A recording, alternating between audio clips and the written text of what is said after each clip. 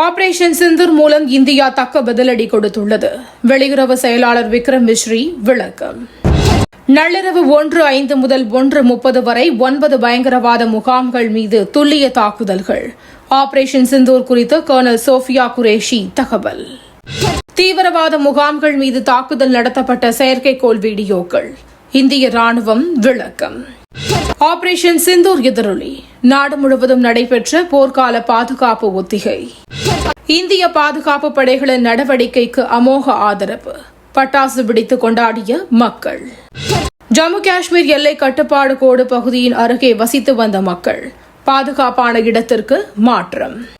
பரபரப்பான சூழலில் மத்திய அமைச்சரவை கூட்டம். பிரதமர் மோடி முக்கிய ஆலோசனை.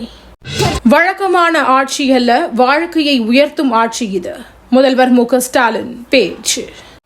2026 தேர்தலில் வெற்றிவேல் வீரவேல் எனும் ஆபரேஷனை தொடங்குவோம்.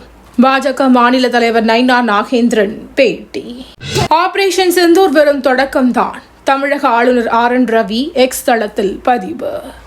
நம் நாட்டிற்கு சொந்தமான நீர் இனி வேறு நாட்டுக்கு செல்லாது. பிரதமர் மோடி பேச்சு.